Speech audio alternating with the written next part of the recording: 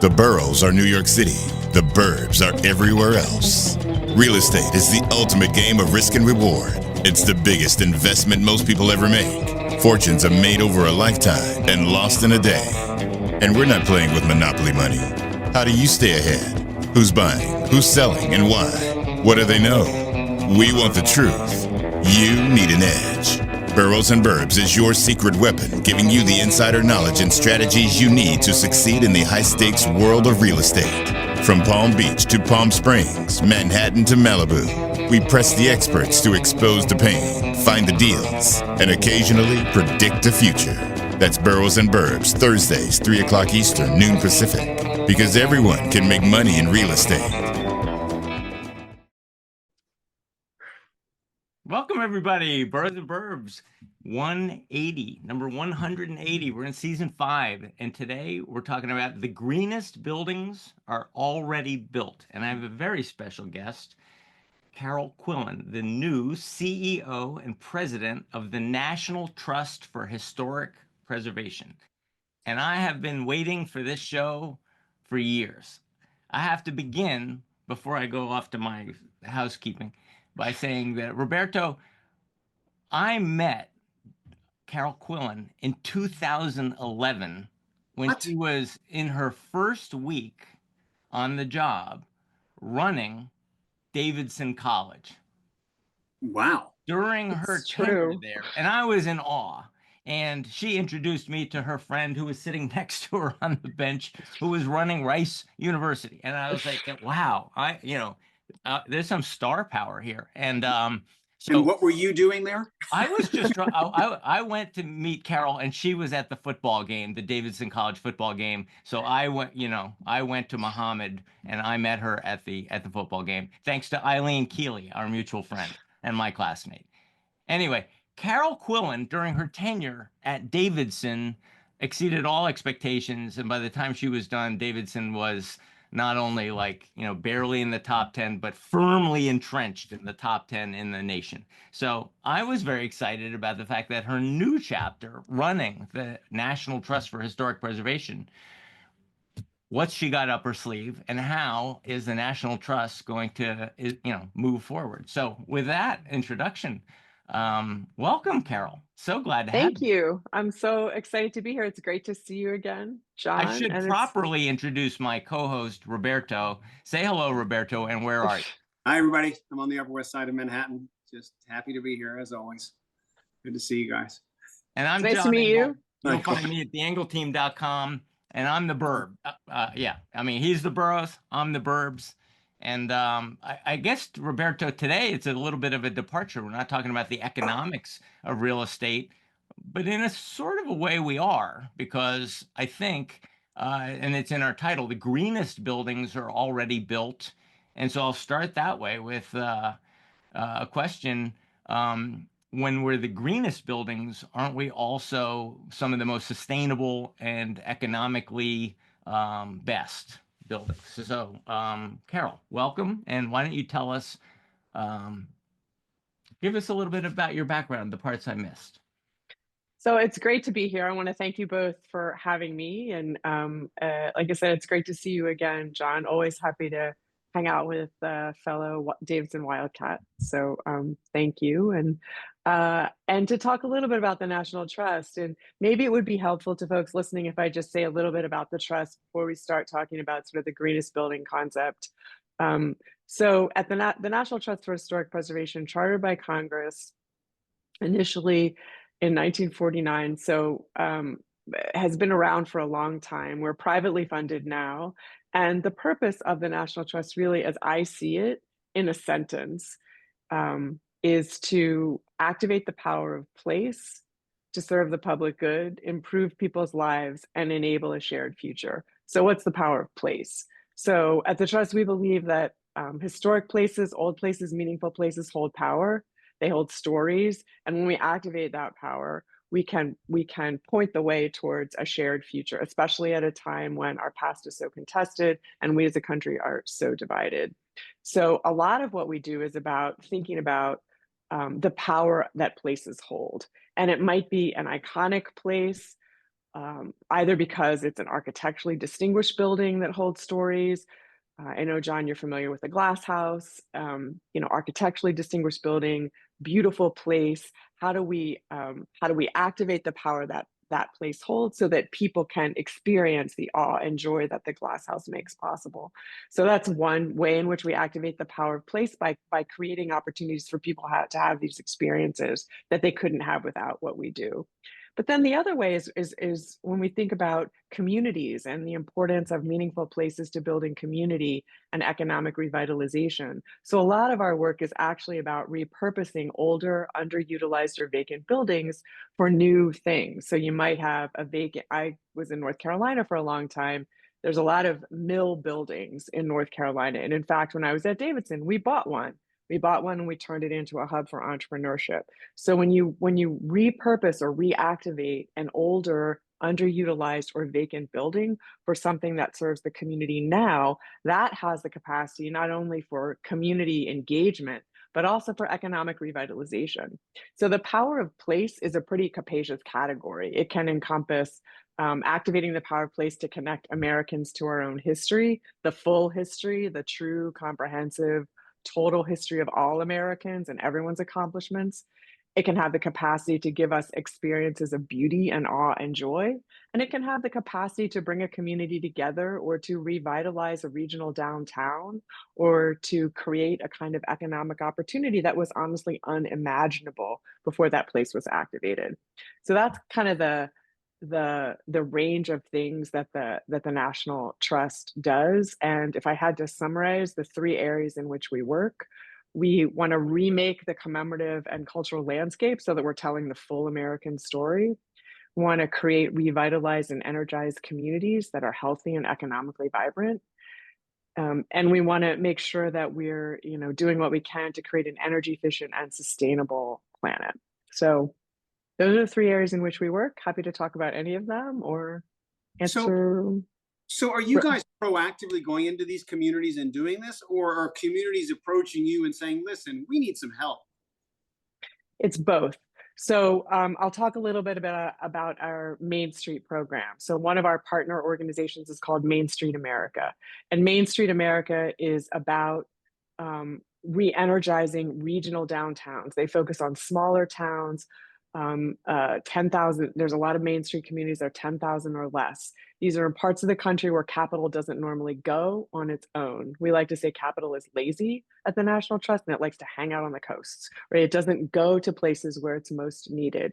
And Main Street America has a framework that they use to help regional downtowns. We always have a local partner. So maybe it's a chamber of commerce, maybe it's a local business association, maybe it's a community development organization that have a plan for their regional downtown area. They want to revitalize it. And adaptive reuse is a big part of that. If they're vacant buildings, how can we, what does the community need? How can we re-energize these buildings to serve as hubs that bring the community together and spark economic development? So Main Street America invites communities to come to us, and we also go out to communities where we think we might be able to be useful. And it's really, I had never thought about this before, to be honest. I spent most of my working life in higher education, teaching and hanging out on campuses. And I thought about it only in the way that it affected my campus. So at Davidson, as I said, we bought a mill thanks to the incredibly brilliant vision of our facilities guy. We turned that into an entrepreneurship hub that is much more effective at bringing the community together, not only our campus community, but the surrounding community, than an empty building was, right? So we repurposed that building for something else.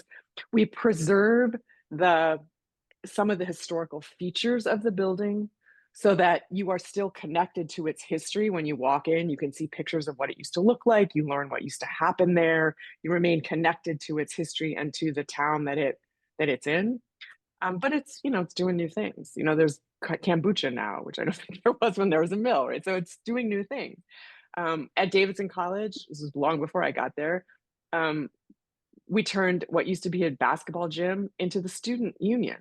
And that kind of reuse sparks creativity, right? And it's more interesting. I believe that creativity comes from constraints. So adaptive reuse to me is just a good design principle in general. And when you take an empty building that might be making a downtown feel tired, or like, oh, it's empty and it's ugly, there's nothing happening there, and you preserve its historic features, you preserve the particularity of the urban cityscape or townscape, and you reactivate it, it's energizing for communities. And you're So working with very small communities as well as very large, cities. sometimes, if it's a large city, it's usually a portion of a large city, Right. like a portion of Detroit or a portion of Understood. Philadelphia. But I've just been, there are a lot of really beautiful facades in some of these smaller downtowns. Like Selma has a beautiful main street, and some of those buildings are vacant. And there are folks in Selma that really want to turn those buildings into economically active hubs so that Selma can reap some of the benefits of the civil rights tourism that now goes to Selma. And it's a really pretty downtown. So I think, you can turn older buildings are easier to adapt sometimes, right? Especially for housing. It's easier to adapt them to housing than these newer buildings. So there's a part of a manufacturing plant in Indiana that was converted into affordable senior housing. And it's a walkable neighborhood so that it's really convenient for seniors to live there. There's an open air market, also a part of this conversion project, that can deliver food to folks who get housebound for whatever reason. So if you're creative about it, you really can adapt these older buildings, preserve their historic structures, the connection to the stories and the landscape in which they are, and also serve the community for today. So I would say, when we say the greenest building is the one that's already built, we sort of mean use what you have, retrofit it for energy efficiency for sure, take advantage of the passive design features of older buildings, which are also super useful. Thicker walls, right? Better insulation, designed before there was so much climate control, so that they're, designed to get the breeze or shade part of the building from the sun or protection from the wind. They're sited with awareness of the surrounding environment. And oftentimes these older buildings are in more walkable neighborhoods. So we're also preserving a kind of community feeling and livability. I knew none of this, by the way, when I went to the National, before I started thinking about going to the National Trust. I read Latin manuscripts in the 15th century and tried to do my best at working in this amazing college. So it was a sort of a revelation to me, because when I hear the word preservation, I think no, I think all the things you can't do. No, you can't do that. No, you can't change that. No, we can't ever imagine doing that. When really preservation is about all the things we can create. I mean, Yeah. I don't know if you've been to the glass house too, but if you see the glass house, the experience that you have of seeing it and imagining it and being in it and looking out the windows when you're standing inside of it is an experience of extraordinary. It's an aesthetically powerful experience, and that's the kind of thing that preservation makes possible for us. So I've really been trying to focus to all those people out there like me who thought that preservation meant freeze it in amber, leave it alone, never touch it, rope it off. No, preservation is a creative power. It's a power to create. And that's one of the things that we really need right now. It's true, because the negative landmarks preservation in New York has a very negative connotation for people who are trying to renovate and things like that. It's very, very difficult. So I think part of our task part of what we want to do at the Trust is think about, all right, how do we honor the historic features of some of these beautiful buildings and also make it easier to reuse them for new purposes? And I think sometimes, people like historians or people who really love every aspect of an older building might think, well, we should preserve it perfectly. We should, keep the old glass and keep the interior the way it is.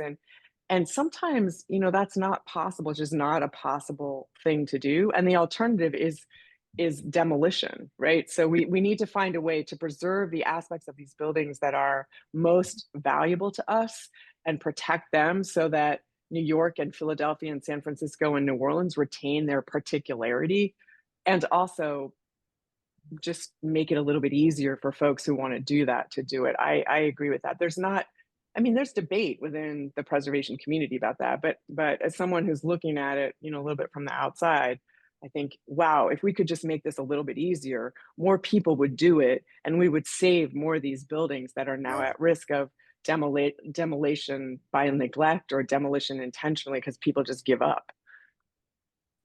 In New Canaan, I mean, that's very personal for us. New Canaan just went through that debate with our library. The library was built in 1913. It had been added on to many times, not always well. We needed a new library, and the money was raised mostly privately, and the town contributed. And the preservationists said, well, what about the 1913 library? And they said, no, no, the greenest thing would be to knock it down and have a lawn, have a front lawn in front of the new library. Long story short, the 1913 library has been preserved. It was moved a few feet back on the property. That was very controversial, but it is an important, I think the word you said was power of place. And they said, ideally, it would remain exactly where it is, exactly where it was built. But if it can't be exactly there, just put it on wheels and move it a little bit further back on the lot. And that's the compromise we struck in New Canaan. This weekend, I went up to Yale for a wedding, and I met the head of facilities at Yale. Now, Yale is a major, major force in New Haven, Connecticut, and it occurs to me that, and why do I bring that up? Because you say, oh, it has nothing to do with the fact that I was in higher education, but it occurs to me that some of the best preservation stories are coming out of higher education. Yale takes preservation very seriously. And sitting next to me at the table was J. Mike Bellamy, who runs facilities for Yale. He says, we are 1,000 people in my department. We own a tremendous amount of historic real estate and try and maintain it in the city of New Haven. And he said, and it's very important for us to get historic preservation right and to be a good partner with the city of New Haven. And that's really hard to do. But I don't think they're doing that because it's out of charity. I think it's good business for Well, Yale University. So I do think it's good business for universities and colleges to be good partners for the neighborhoods around them, for sure. And a lot of times, universities have multiple constituencies, one of which is alumni who like to go back to the campus and see it exactly as it appeared when they were students there. That's often not possible, but you can, if you think about every time you take down a building, right, you are sacrificing what we would call the embodied carbon in that building, all of the energy that it took to build that building in the first place. If that stuff just goes to a landfill, right, you've wasted a whole bunch of, you've lost that, right? So if there's any possible way, even if you deconstruct the building, of reusing those materials, that's better than just sticking it in a landfill. And when there's a lot of ways to preserve the facade of buildings or the walls of a building or to add on to a building that, as I said, I think constraint inspires creativity, and that the creativity of design that comes from that often results in more interesting interior spaces than you would have if you just started from scratch. So I think there's a lot of reasons to begin with the question, can we reuse what we have before we tear it down? Can we be a little bit more like at least my grandmother was, she didn't throw anything away. She always found a way to reuse, plastic bags, or, my grandmother washed everything. There was stuff everywhere, and I think the resistance to waste, I think, is important. And I think younger people are beginning to share that with my grandmother's generation. So I knew students at Davidson, for example, who never bought new clothes. They would only buy clothes from consignment stores or Goodwill, or some other way, rent clothes, find another way to not purchase new clothes as a way of using what already exists on the earth, rather than demanding that something new be created. So I think that's also part of it. Right. And I agree with Roberto that it's on us in the preservation community to make it easier and to work with the government and the Department of the Interior and state organizations to try to make adaptive reuse easier, because it is in everybody's interest. And there's also different kinds of old buildings, right? I mean, there's iconic old buildings, like, for example, we own Montpelier, where James Madison lived. That's a building that has a certain kind of historic significance that a random older building may not. You know what I mean? So you can have different rules for different kinds of buildings that hold different levels of stories and have different levels of architectural distinction or architectural significance. What John was talking about with Yale is where the institutions of higher education working with municipalities and things like that, which is typically the more progressive, the universities or the municipalities? I don't know the answer to that question because my own experience is so limited to the institutions that I know. But I can tell you that government is not very progressive. So in New Canaan, New Haven, or Selma. Fair. We're trained in government to like, okay, what's the rules? Oh, okay. And then, we're not trying to get creative. So there can be bureaucracy, right? Which I think is what you, Roberto, were talking about. There can be processes that seem cumbersome and perhaps unnecessary, and maybe don't always put so much emphasis on the process that you lose sight of the goal. There's that challenge, which we all face in many aspects of our lives. I think towns, generally speaking, don't want to it depends on the town. But Davidson, for example, is sensitive to the what I would call the streetscape of the town, and not wanting some jarring new thing to disrupt that streetscape. The context of the building is important, and the campus exists in a context. Some campuses have architecturally significant buildings because the person who designed them or built them, and they want to preserve those. But does that mean then, though, let's just say there's a building that is really not salvageable, or it's in disrepair, and you have the opportunity to build something new, or is that a situation where they want it to conform with exactly what's there? Or would they lean towards something that, look, let's put something here that is of the era, or something that can inspire us to the next generations? It depends on the institution. So I would say that and a lot of institutions you work with very renowned contemporary architects, right? So there you're going to get a building that reflects both the architect's vision and is connected to the function of the building. Science buildings have an enormous number of demands on them for just their function, what they can do. And a lot of the design features are related to that function. So, there's controversy always. Princeton, where I went to graduate school, just built a new library. Some people will love it. I'm sorry, not a new library, a new art museum. Some people will love it. Some people will hate it. And so, we will have that conversation. I can't tell you how the town of Princeton felt about it because I just don't know. But I expect that, some members of the Princeton community and the public will look at that building and they'll think, oh my God, this is amazing. I can't believe we lived for so long without this. Look at these interior spaces. Look at this. Look at how amazing this building is. And some people will look at it and not love it.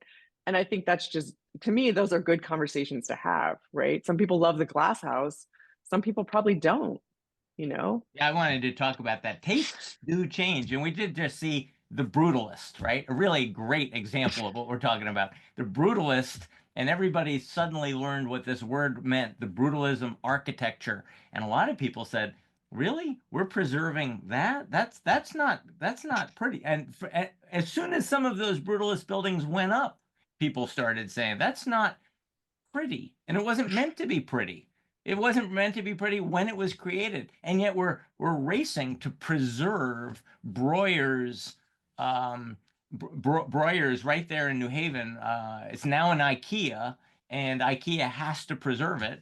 I mean, it's an old Pirelli tire building along I-95 in New Haven, if anybody knows it. Now we look at that and we say, what a brilliant piece of brutalist architecture, thank God it was saved. And thank God that negotiation with IKEA took place. I think some of it, I think it's less about what we individually like or the kinds of structures that we respond to personally. And it's more about, um, They're not all pretty. well, I mean, they're all, they can be moving or they can be fascinating or they can be, a building can be, I can look at it and say, oh my God, this is so gaudy. It's just like and other people could look at it and say, oh, it's beautiful. So I don't think we have one standard. I think what's interesting about it is the sparking of curiosity. Why is it like that? Why if I grew up in an old town, in an old house, early 19th century house that, the foundations of which were 18th century. So, old house, old town, brick sidewalks, cobblestone streets, thick walls, molding, the whole thing. I go into mid-century modern house and I'm like, wow, like what is this space? And think about the relationship of the inside to the outside and the environment and the way, and it's an entirely different feeling. But my first reaction is curiosity. Like, why is this like this brutalist architecture? Why is it like this? Why is everything exposed? Why can you see the guts of this building? Why is it all this concrete and it's curiosity, similar. It's like the first time someone explained to you the shape of a cathedral. Why is it like this? Why'd they build it like this? And I think that's what we miss, that curiosity when everything looks the same. You know what I mean? When every hotel room and every coffee shop and every road and everything looks the same. And in this country, we are a place with global roots. We have a complicated and rich history that reflects global roots, and our landscape should reflect that. So that when I go to a new place, I don't just think, oh my, where is the nearest chain hotel and my favorite highly individualized latte, right? Instead, I want to know, what's it like here and what do people drink here? And I learned to drink tea because I lived in London for a while, and it's, you know what I'm saying? Just like that curiosity about how other people think. And this is going to sound maybe too Pollyanna-ish, but as a teacher, I think that's how we foster empathy in ourselves. If I get curious about why a town is different or why this building is different, I'm not going to expect all the people there to be just like me. And at a time when we're so divided and split and so our history is so contested, and so many people want there to be one story of American triumphalism. I just want us to be curious about other people and why places look different and why not every place is the same. And I worry that this homogenization of the built environment and our desire just to build it fast, build it new, build it easy is not in the end going to serve our humanity and our capacity to be humane and caring people. Anybody who can't see the connection between higher education and what you just said, is missing out, because I think we now see an intellectual curiosity is part and parcel of the story of place. You have to have that intellectual curiosity, and just like you weren't just teaching students and their reading, writing, and arithmetic at Davidson, but you were trying to feed their souls, and much of the same thing is happening at the National Trust. I wanted to get down to question 9 of all the questions that we sent to you. Okay, I don't know what that is. So, or maybe it was 8. It was talking about partnerships and collaborations. I think that the National Trust has more than 50 buildings sites, and they're across a great range of geographies and architectural styles. And it occurs to me that the Rockefeller estate, which is very close to New York, is supported by New Yorkers. And the Glass House, also very successful in partnership with a lot of institutions, New York institutions, for whom the Glass House matters. And I would imagine that they are succeeding through those partnerships. If you could talk about some of those partnerships and some of the others that have maybe need partnerships and need our help. I was told that the Farnsworth House, which is an equally beautiful piece of architecture, is too far away for a lot of people from Chicago, and a lot of people don't know where to find it or how to connect with it. So could you just talk about some of these sites and how they succeed through partnerships? Sure. Sure. So we own or operate or own and operate 20 28 sites, 27 of which are open to the public, but we have connections to hundreds of them. We have an historic artist homes and studios network of over 90 places across the country, and we build relationships and affiliations with sites that we don't necessarily own. Like, we don't need to own everything, and in fact, I would say that owning should not be our default. And what makes a site, underlying your question really is kind of, what sustains these places? How do you sustain these places, which are expensive to maintain, yet really important? And how do you make sure more and more people have access to them? We exist for the public. We serve the public. We don't serve, some tiny segment of the public. We want to serve the public. And it's a really interesting question to me. What makes a place like the Glass House, or another example close to New York is Lyndhurst. So Lyndhurst was Gould's house. It looks like a castle. They filmed The Gilded Age there. It's like this. It's like this. It's really the first kind of really romantic home built in this country. It's on a lot of land. There's a lot of features there in the Hudson Valley, and the executive director there has the challenge of thinking, okay, how do I activate this place, tell all of its stories, bring people in so that I have a sufficient audience to sustain it, And he does all kinds of things there. So your question is partly about partnerships, and I do think we need partnerships with other organizations that care about preservation. We also need to think of ourselves as running little many educationally oriented, mission-driven businesses.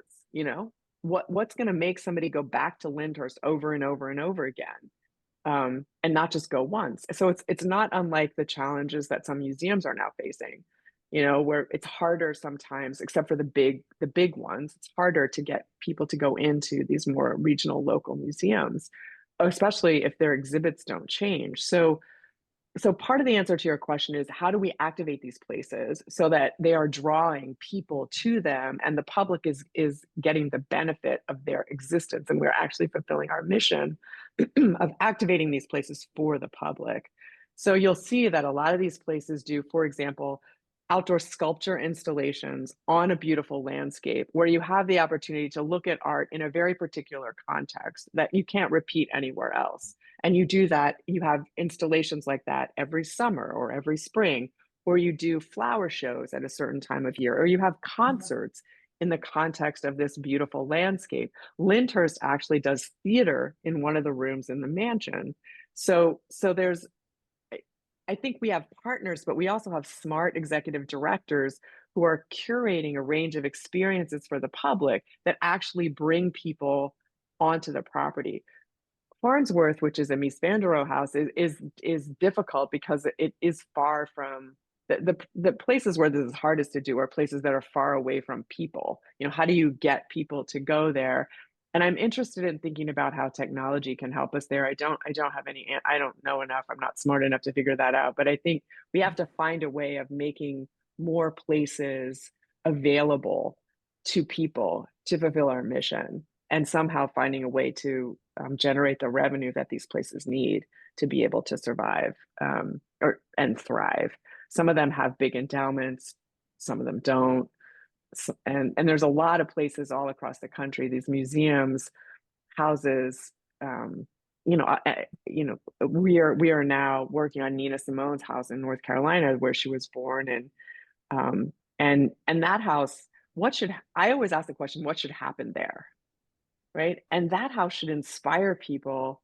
Nina Simone's creativity and power and commitment should inspire future generations. So whatever happens there, and in Tryon, North Carolina, around that house, should reflect her legacy and carry it on. And so I think when you ask that question, this is a really important place in our history. What should happen here?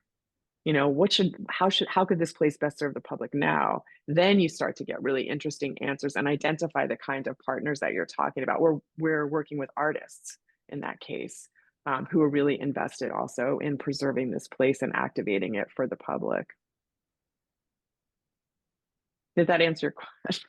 It did. Okay. It really I try got to you. answer the question I'm asked. Sometimes I go a little off So what I track. heard was it's part programming that Yeah. brings them back, and Yeah. it's also partly the partners who help us expose. Some of them are very good at marketing, and they help us expose these properties and generate enthusiasm for these properties. It's partners, it's philanthropy, honestly. It's philanthropy. It's people who care about these places and want to see them preserved. And it is the experience that a very creative executive director can curate to demonstrate the value of this place for the public and to keep the public coming back. And it's always some combination of programs that are, you know, really available to everyone, highly curated, maybe more programs that are expensive that support everyone else's access to the site. So it's a combination of things, and all of these programs have We to love all our children equally, not just the rich ones, right? yeah. All 90.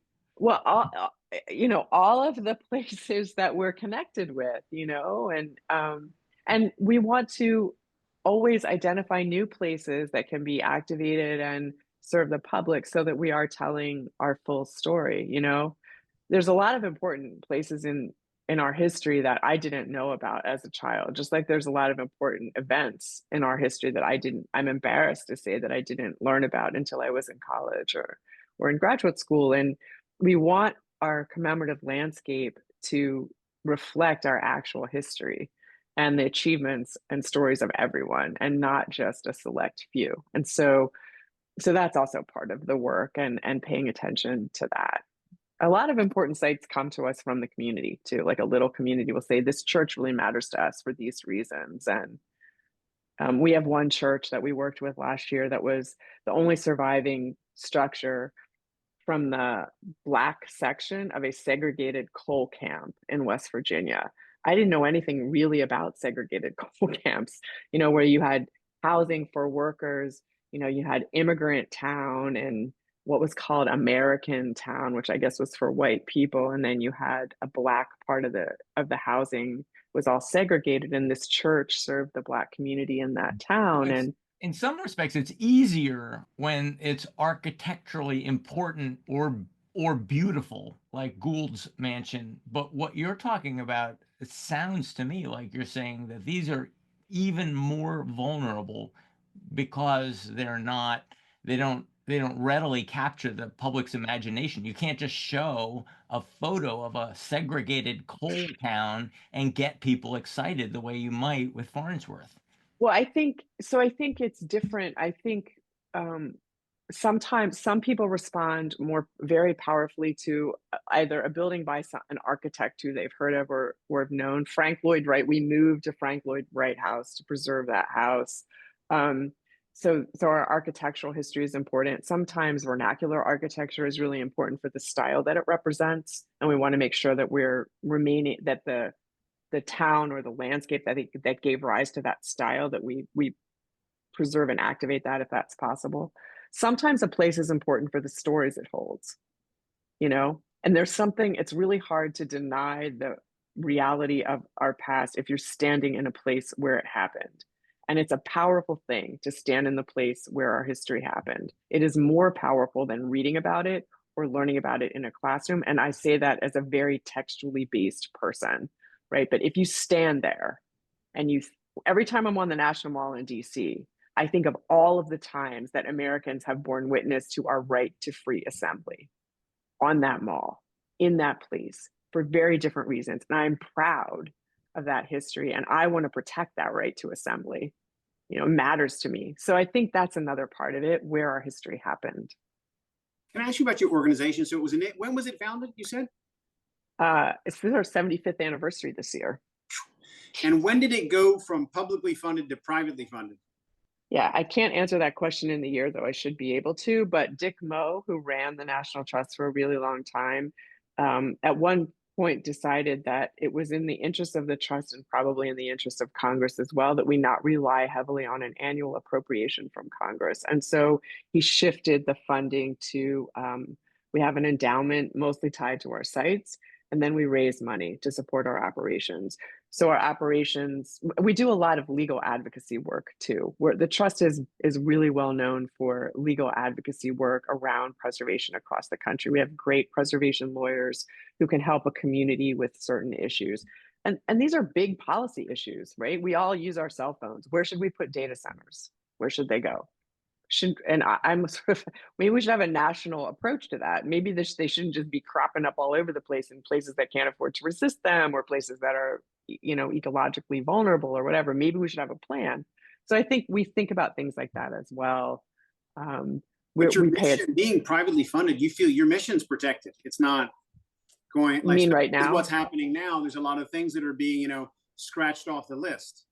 Yeah. So preservation as a set of activities, cultural resources, historic sites, the civil rights trail, identifying new sites, a lot of that is done by the federal government through the Department of the Interior and the Park Service. So I would say that we advocate very powerfully for that funding, even though it doesn't come directly to us, because that funding supports preservation projects all across the country. And that funding is really crucial. So the other thing that's really crucial are tax credits. A lot of developers would not do these adaptive reuse projects if they couldn't avail themselves of federal and state tax credits. They make the project possible. All of the projects that I know about that we've been involved in that have created affordable housing through adaptive reuse have relied on tax credits, because otherwise the project, you can't make it work. And so there's a policy and a regulatory environment that we need to do preservation. And we do really push hard and advocate for preservation funding from the federal government. And it's being, the National Endowment for the Humanities also has funded a lot of libraries and archival projects that are related to preservation. One of our goals is to tell the full American story. Certainly a lot of the projects that are supported through libraries is funded by the federal government. So we are impacted by this environment for that reason. That's a great segue. I mean, we have a few minutes left. I guess what I just heard was the average American can't just say, oh yeah, government is handling that. Yeah, government is funding the National Trust. I mean, look, there it is right in the name, National Trust for Historic Preservation. Yeah. Government's taking care of that for us. Not the case. I would encourage anybody who's interested in telling the full American story and finding out what we do about adaptive reuse to consider joining the National Trust. We're a member organization. We welcome all kinds of members. We have people who care about preservation for different reasons. And so I would urge folks to join and check out our website and look at all of the different things that we do. And it's a privilege to serve the National Trust and to think about what it means right now to activate the power of place so that we can tell the full American story, use what we have, and build healthy communities at a time when I think our country really needs that. We're looking at some of these beautiful buildings on the donation page on your website right now. So if you go to our website, you can find all kinds of examples of the kinds of work that we do through the Action Fund, the African American Cultural Heritage Action Fund, which works on sites important in Black history, through Main Street America, which works to re-energize regional downtowns and historic commercial districts, through NTCIC, which focuses on impact investing through adaptive reuse and driving capital to where it doesn't go, and then all of our preservation projects through which we support activating the power of place across the country. So it's a wide range of activities, and that's why it took me a while to figure out how to express our purpose succinctly in a sentence. It's really amazing. Really amazing. Yeah. So I've been showing the women page where women made history, And then we just a moment ago looked at the African American Cultural Heritage Action Fund. What a dramatic photo that is. Yeah. Wow. Really cool. Where Listen, is that taken? Is that and one I of would your think, sites? and I would think that the if I can just say, like many other things in our history in this country, we used to think about what we preserved in terms of we had very narrow criteria, right? We were going to preserve presidents' houses and, architectural, houses by famous architects and iconic squares in cities and things like that. All of that is very, very important, and it's not enough. If we want our built environment to reflect the global roots of our history and all of our stories and the richness of our architectural heritage, and we want to use what we have to serve the public now, preservation has to change the criteria we use to consider what's important. So the Action Fund in particular has been really key in shifting the entire mindset of people who do preservation work to focus on different things. What if you center Black history? What kind of narratives do you see? What if you center Indigenous history? What if you center women? How does history look different? And what sites come to the fore? And then when we look at these other places that we've always saved, who else has a story associated with that site? But if you look at the masonry on some of these houses, like the carving, it's unbelievably beautiful. I'm always wanting to know who did that. How did they do that? Like who did that? And we can now recover some of those stories and learn more about the lives of the people who actually built these incredibly beautiful buildings. So I don't That's know. the Do y'all connection with have a favorite building? Do you have a favorite building in New York? What's your favorite building in New York? Chrysler Building. That's easy. Well, that's tough. The Petrosian building is something that I wonder who did that, which is at 58th and is it 7th? Do you know what building I'm talking about? It's so intricate.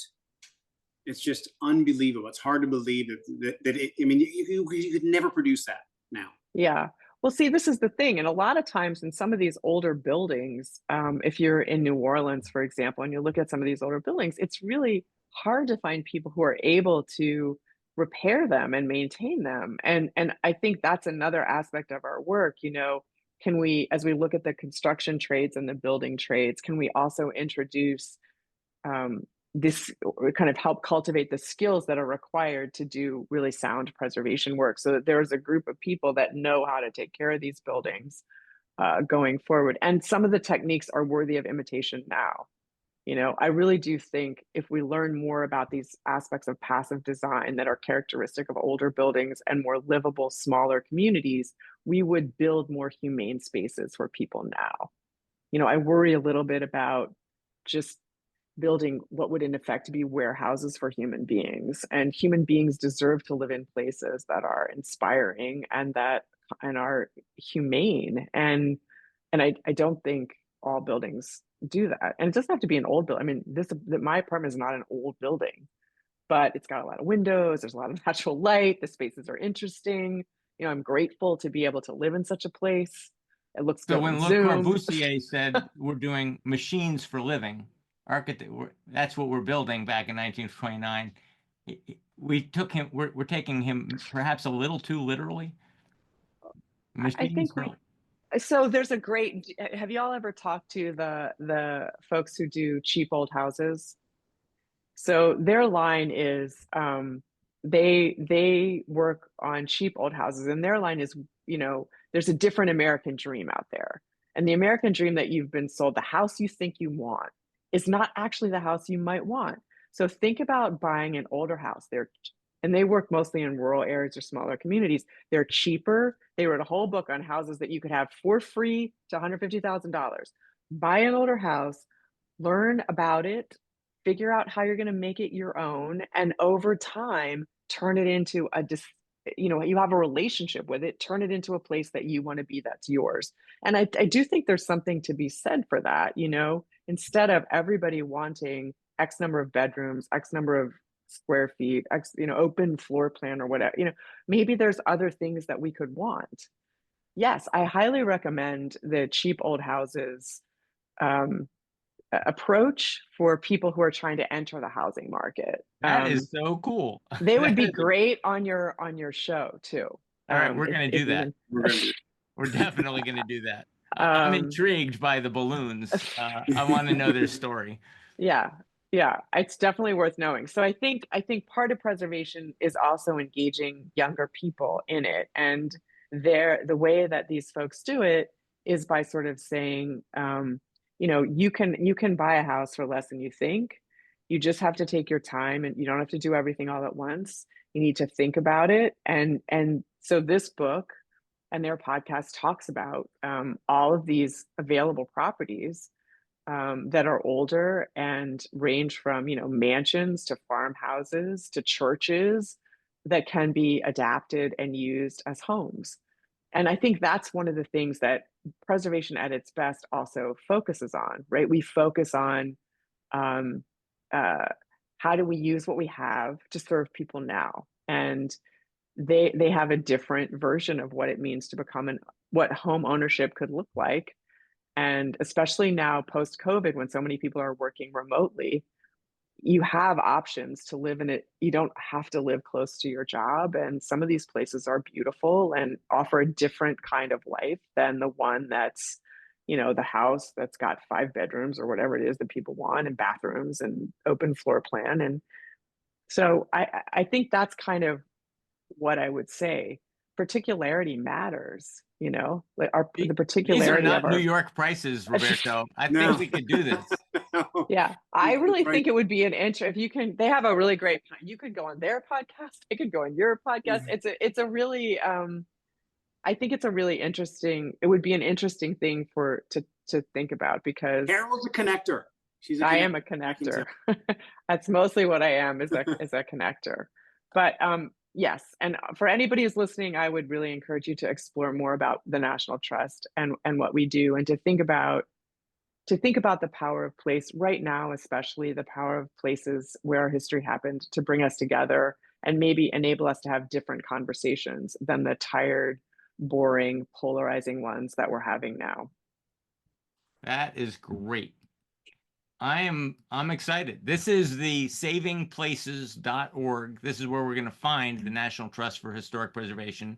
And you can begin by having your gift matched and read more about their different programs and different sites. I want to thank our sponsor, Grace Farms. This is the famous river building, and Grace Farms' entire mission in New Canaan is about a sense of place and giving back to the community a sustainable, a beautiful site, a sustainable site, ecological, and giving back to the community. Boroughsandburbs.com. You'll see we have all the past episodes here at boroughsandburbs.com. And next week you'll see, or tonight, you'll see Boroughs and Burbs number 180. This episode will be posted. RobertoCabrera.com has his newest monthly newsletter up at RobertoCabrera.com. And so... That's old. What's that? For whatever reason, that's the old one. I don't know. Okay, that's the old one, but you're putting up the new one this week. It should be up. I don't know why you're getting that. But. Okay. The Engel Team, you'll find me at theengelteam.com. And once again, savingplaces.org. Thank you very much. This has been an awesome show, and I learned so much. I thought it was the government. I thought the National Trust was part of the government, and what I learned was that you are, I think, the most important line of the entire hour. We serve the public. And I thought that was so important. And you serve the public, and you are supported by the public, not by the government. And so I think we all need to go check out your website and get involved. Thank you. Thank you. I appreciate you all having me on the show. Thank you so much. Thank you so much. You're wonderful. See you next week, Roberto. See you, my friend. Cheers.